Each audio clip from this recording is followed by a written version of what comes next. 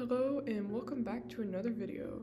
Today I'm going to be talking about subpixeling, and for this video I'm going to show you the difference between like regular pixel art and like subpixeling.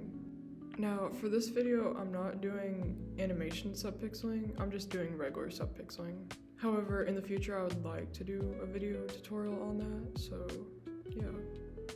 So like these examples, if you notice, I made these. Like we have these like little creatures, and what I did is that I first created the pixel art with just basically like an outline with the color and stuff.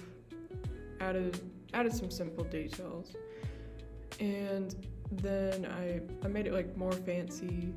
And I added some lighting, some shadows for the depth, and like to just make it like more 3D. I kind of like went for like a blocky 3D-ish art style, kind of like with this pixel art. And this is subpixeling.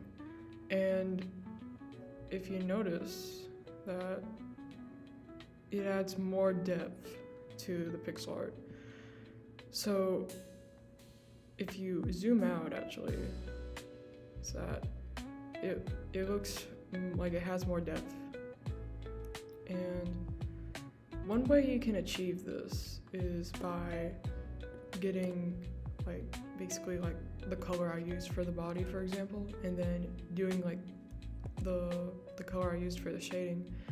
And what I did is that I just lowered the opacity of like the shaded portion, and I placed it on this like the body color. And what I did is like I put it around the shaded areas. And you can do this with the lighting too. I didn't do the lighting with it, but I just did the shading for it to make it like a bit simple. It gives a lot of like really cool, like it gives a really good detail with the pixel art. Even at like the canvas for these is like technically like 32 pixels by 32, so it can really help make your art look really great. So I wanted to show this example, and say for example you have a line like this, and to make it, this is like anti-aliasing. It's basically, it's not got any blurriness to it. And it's like when you look at it, it's just like you can tell it's a line, but it's jagged. So I think this is a pretty good example of like subpixeling.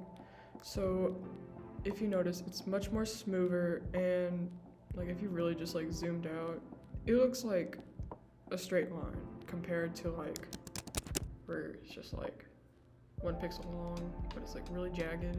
You can tell, even though it's a line. And now the cons with subpixeling is that if you do too much subpixeling, it will make the artwork look muddied. So like if I probably like just kept adding, like lowering the opacity and like putting it on the regular color, I mean like it would start like going all over the place. Anyways, that's it for this video. I hope y'all enjoyed it and it helped y'all with your art skills. Have a great day and God bless.